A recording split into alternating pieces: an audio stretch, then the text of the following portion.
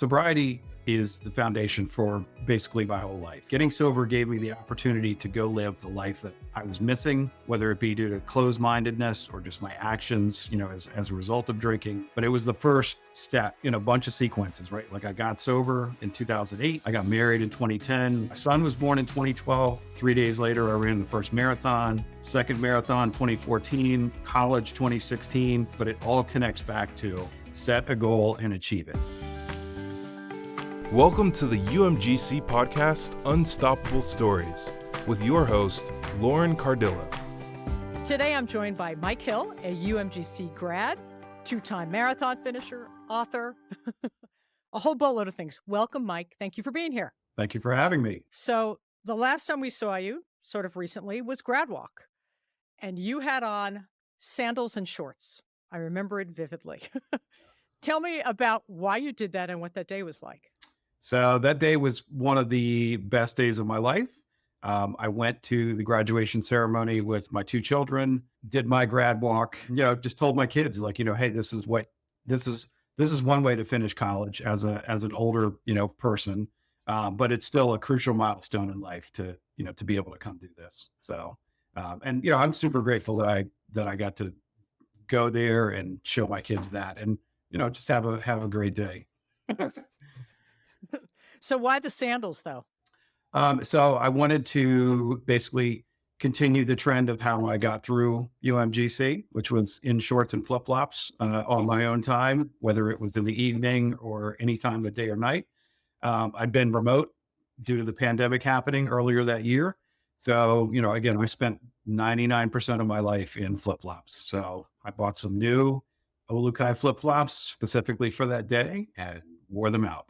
Going back to the wall behind you, the two marathons, tell me what the marathons sort of gave you in the sense of a plan or a strategy. So I always tell people running a marathon was, for me, it unlocked the key to life, right? And that is with enough planning, you can do anything. And, the marathon, I did it at 40 years old just to see if I could do it. I had set myself a goal. You're turning 40.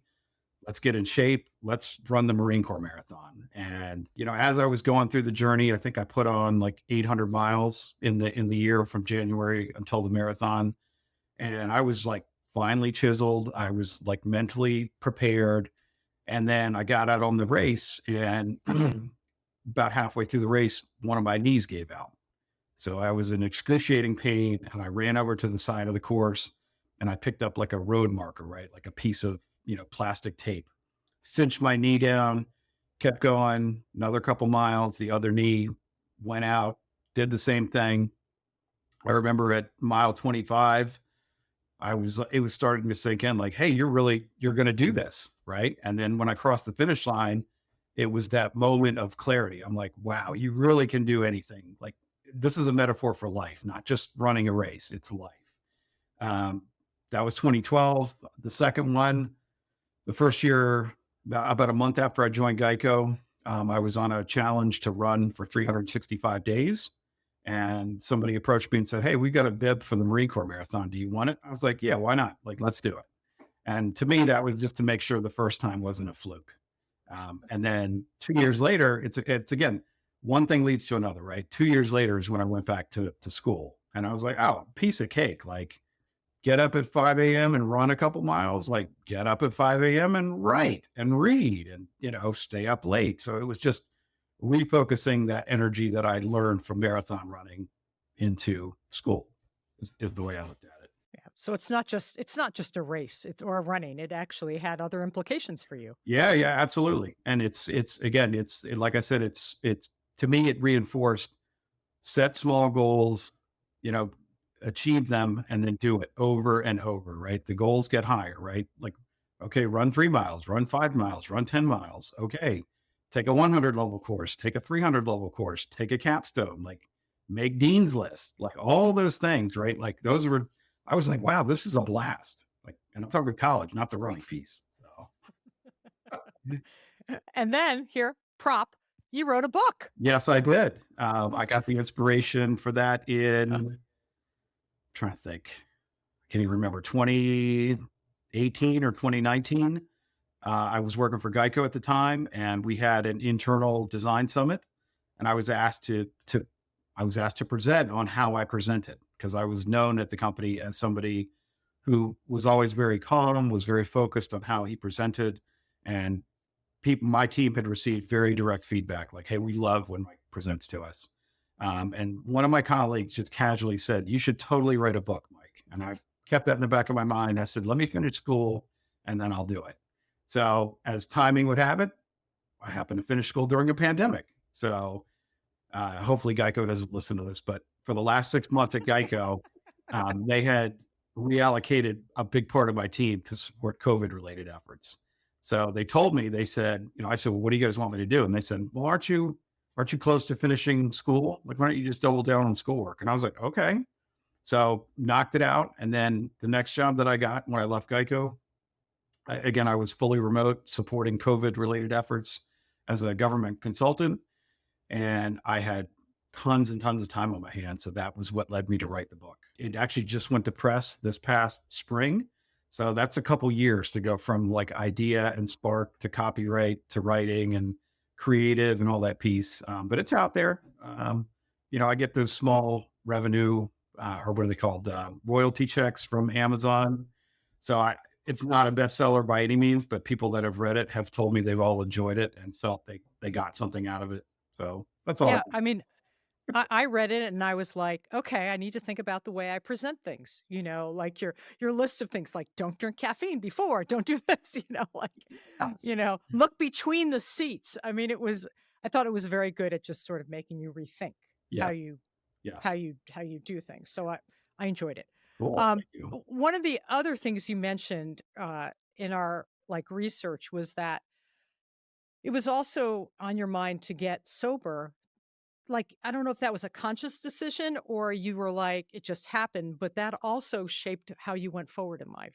Absolutely. Yeah. So sobriety, as I've always shared, yeah, is the foundation for basically my whole life, right? Like getting sober gave me the opportunity to go live the life that I was missing, whether it be due to closed mindedness or just my actions, as a result of drinking, whatever that was. But it was the first step in a bunch of sequences, right? Like I got sober in 2008. I got married in 2010. We had our daughter in 2010. My son was born in 2012. 3 days later, I ran the first marathon, second marathon, 2014, college, 2016. So you can see it's a progression. It's over and over, right? It's doing all these things, but it all connects back to set a goal and achieve it, right? And for me, the first goal was, quit being a menace to yourself and to others and get sober. And, when I look back and put all those points together, it's funny how the story that it tells. Like you really can overcome a lot of things. But what brought you to that point where you said, I need to make a change and go forward? Because that sounds easy, but Yeah, I mean, so for me, it was really, the beginning of, self-reflection, right? Like, who do I want to be as an adult? What do I want to be remembered for in life? Do I want to be remembered as somebody who just, you know, slid by or didn't do the best? No. And I was given the opportunity to get sober. I took that and explored it to its fullest, right? And I heard all the cliches of, I got sober, I went back to school, I did this and that, and I was like, yeah, whatever. And then a couple of years later, I found myself doing that same thing. Like I went back to school as an adult, I got a degree, and I was like, what? Like, how does this work? Um, and it's funny now as a parent sharing these things with my kids. They're almost at the age where they're going to start exploring, drinking or other things. And it's very funny now to have that perspective, as someone who's been on both sides of the coin. And, I just try to model like, here's how we live. Here's how I live. Here's who I am as your father. Try to be part of the solution, coaching little league, all kinds of fun stuff. Taking everyone here and there for their cooking for their friends, taking them places, but again, sobriety was the foundation. Like without that, none of this stuff would have happened. so if the guy who was not sober saw the guy today who has done all these things, what would that guy think? What would that guy think of your journey? Hopefully he would be pretty impressed. I know I like to look, again, I don't look back too often, but when I do, I'm like, wow, I really have come a long ways. I have advanced myself way beyond my expectations, right? Like when I was 20, I was working full time, I was going to college part time, and I was kind of, blurring the lines. Like I would go to basketball games, I would go to fraternity parties with my friends who were living, that life. And I never was interested, or at least I didn't see the value in getting an education. It took me years later to figure that out. And, now that I have it, I wish I would have gotten it earlier, but like I said earlier, I'm here. So, And your path wouldn't have been the same if you totally, had gotten totally, the, totally. so unless you have a twin who went the opposite way, you don't know. So for a goal-oriented guy, what's the next big goal? What is the next big goal? That is a good question. I need to get back to a good personal health baseline. So I'm older, I'm a little slower, I'm a little fatter now because I have chosen to not run as much as possible. But you pay for things, right? Like, are my clothes a little too snug? Probably. Is my cholesterol probably too high? I'm going to find out next week at my annual physical. But I know that it's within my reach, right? Just like going back to school. If I choose to start running, I've got the equipment, I've got the mindset, I know exactly what I need to do. And it's just a matter of doing it. So that is my goal for 2025 is to resume running. My friend is turning 50. He said he may want to consider doing a 50 miler. And I told him on Sunday, I said, I'll do it with you. Like, look, let's go. So that is one of my short-term goals. I love that. Has he run before, or he's just going to start with the 50 miler? Yeah. So in my book, that picture of the group of us running the marathon, he's the tallest person in the photo. So he was my guru basically. He's the one who indoctrinated me into all things running. Like what kind of socks to wear, what kind of shoes, eat this, don't eat that. Like we ran the first 10 miles of the race together. So by all means, I consider him my running guru. But like I said, he's turning 50 and that's his challenge to himself. So I'm like, let's go. Let's do it, man. I remember you, speaking of 50, I remember you also saying you had 50 or 51 first cousins. You were, like you said, you originally had gone to UMD. Yes. Why did you leave 30 years ago? Sure. So that was, it's very funny. I'll tell you a whole story that connects around that. So I was a print journalism major at the University of Maryland, College Park from 1992 to 1998. During that time, the college launched their first online initiative. At the time, it was called the Maryland NewsNet, and our goal was to cover Annapolis and use our reporting bureaus that we had on campus, and we were going to publish their content online. So I used to go to school at Maryland part-time. I worked full-time for USA Today. I was in a print production role, and I had access to our newsrooms, all of our senior leadership. So they were unofficially my mentors. In the early 90s, the internet happened, right? The internet came online, and I watched several of my mentors go and start usatoday.com. And I was like, I totally want to do this. I want to learn what this is. Just through life happening. I was going through a divorce at the time in 1998, and I had the opportunity to relocate to the San Francisco Bay Area, which in my mind was the mecca of being a web geek. So I went to my dean, who's now president of Pacific University. His name is Christopher Callahan. And I said, Dean Callahan, I said, I've got this opportunity to relocate to the West Coast. I'm going to drop out of college and go be a web guy. And I remember this conversation vividly because he told me, he said, Mike, I have no doubt you're going to be successful. He's like, you're going to make, money hand over fist without question. But he said, you're going to want this degree at some point in your life. Maybe not now, maybe not 5 years, maybe not 10 years, but you're going to hit a ceiling eventually. And he said, this is why I'm encouraging you to stay and finish. But he said, I know you've made your mind up and, you're out of here. So fast forward, after I graduated UMGC, I actually had remained in contact with my former dean. And I said, I kept what you told me, at one of our last conversations to heart. And I said, I want you to know that I finished. And you were absolutely right. I did hit the proverbial ceiling. And I went back to UMGC and knocked it out. And he wrote back, and, we converse every so often, but he was like, I couldn't be more proud of you. This is great to hear this, this type of success story. So, that was it. But would I have stayed? Who knows? But did I finish now? Yes, I did. How how much more did you have to go?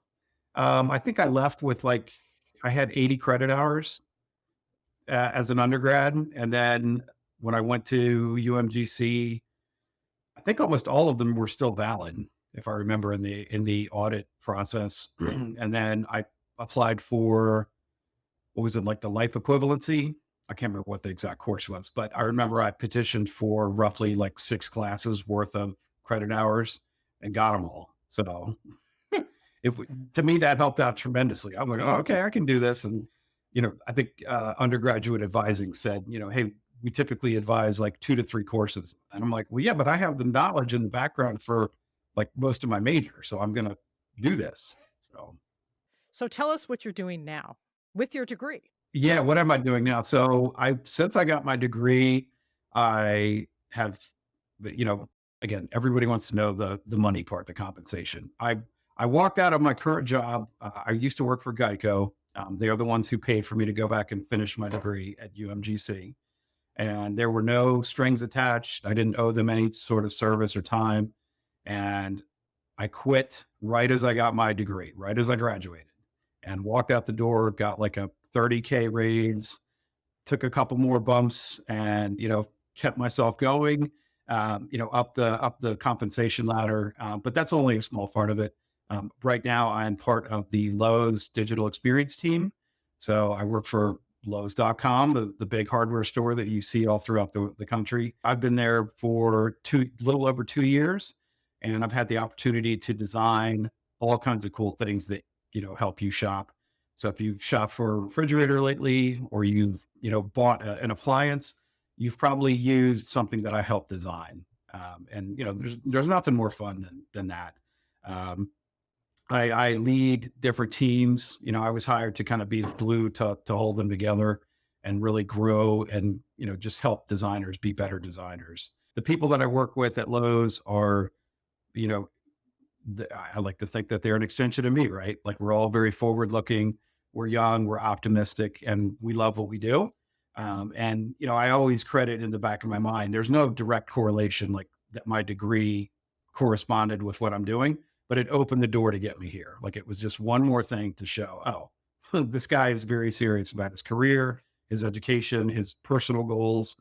When I get a chance to meet new teams, they're like, what is all this stuff behind you? I'm like, this is my life.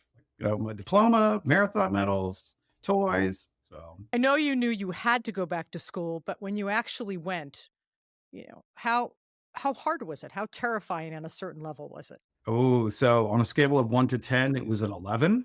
So I was petrified. I'm not going to lie to you. I had not been in school. I went back in 2016. So that's like what, 25 years? That's over 25 years.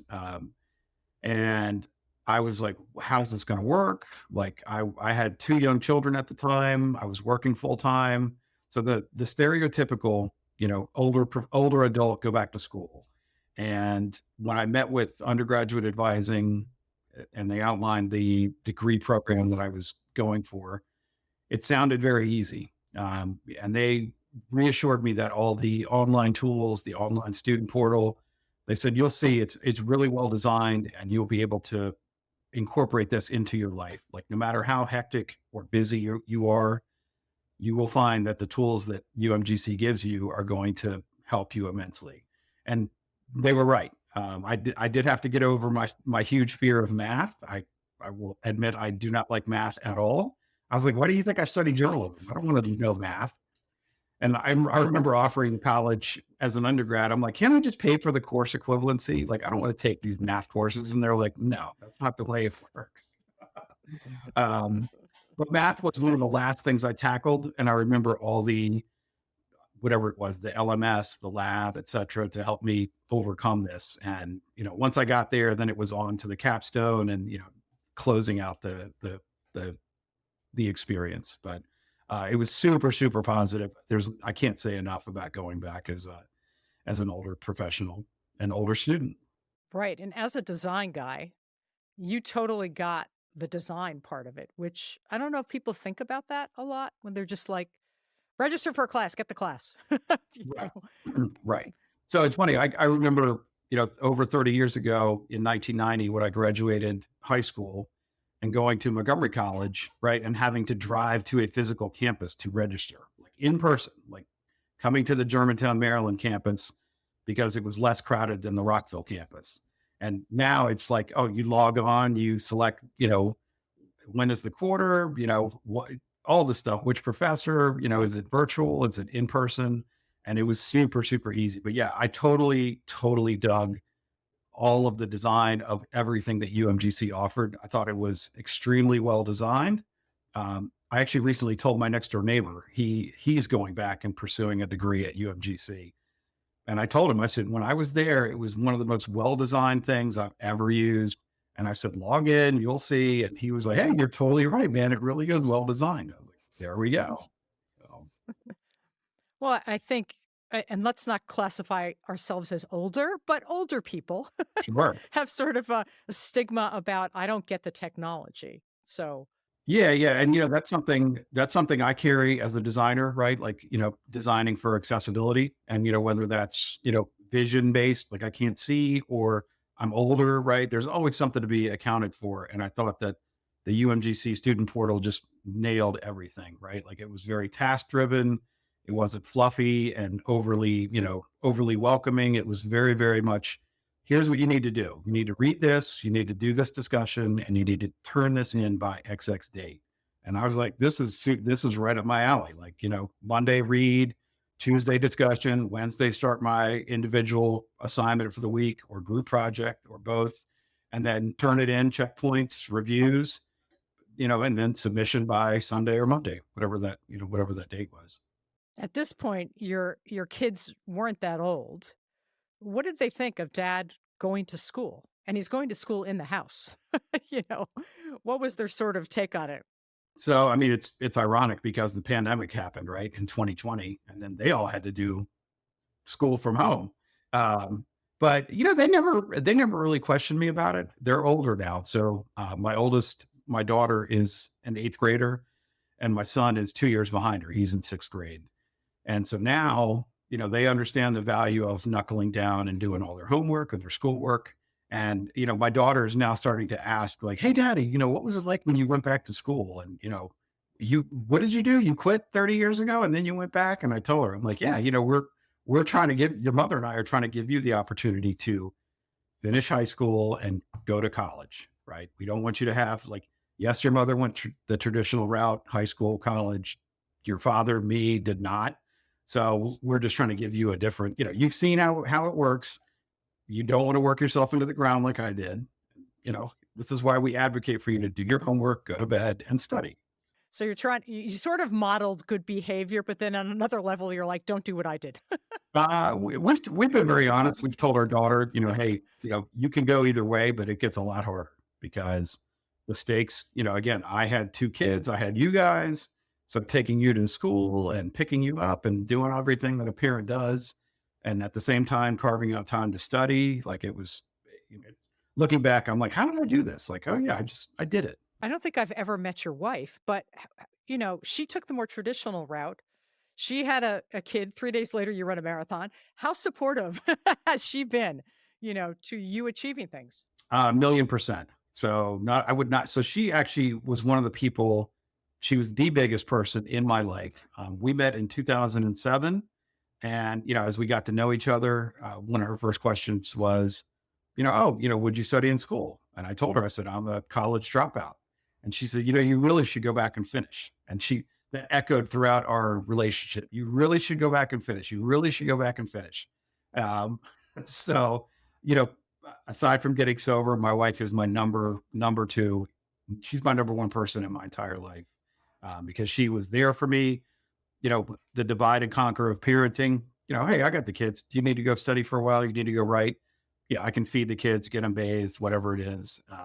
So super, super supportive. And like I said, I could not have done any of it without her. It's great. So is there a drive for you to do something more education wise? Are you thinking So I have approached Lowe's and told them, so I actually am in the process of applying for a director role. And I'm not sure if there are any educational considerations with that, but I have told them if you'd like me to go get a master's in human factors, I would be open to doing that. If you feel that that would benefit our team or me as a leader, in the future. So we'll see. We'll see where it goes. okay, I'm going to ask the non-techie question. What are human factors? Human factor. So basically, the team that designed the UMGC portal, right? Like everything is focused around students being able to, manage their courses and do everything. So somebody with a human factors background helped design and define all that, right? Because again, you and I, if we were to go say, hey, let's design the student portal, we may have two totally different perspectives. And what winds up getting out there is something confusing or poorly designed. But human factors focuses on solving what the user of the site needs the most and helping make sure that that comes through in thoughtful design, clean layout, easy to understand content, and just overall aesthetically pleasing. Got it. So it sort of sets the parameters for how the person's going to use it. Yes. Yeah. It's everything. It's like design, research, content, strategy, and again, an understanding of people. How do people use sites? Is it something they're doing on their phone? Which, by the way, I can't remember how well the student portal was on my phone. I think I do remember using it a few times, but I was always browser based, web based. So So if someone is watching or listening to this and is sort of you 20 years earlier, what would be your advice when they're thinking about trying to go back to school? I would say number one is go talk to advising, right? Like ask them what it's going to be like as a day to day, what their what they can expect in their day to day, right? What is the level of commitment needed to get yourself through college, right? And, just relax, right? Like I know it's going to feel stressful. It's going to feel like, wow, that whole first step, that first course, like, what am I getting into? But just go with the process, right? Like, there have been, I'm sure, I don't know how many students graduate UMGC every year, but there's a reason that there are probably hundreds of thousands of them because it's effective and it works.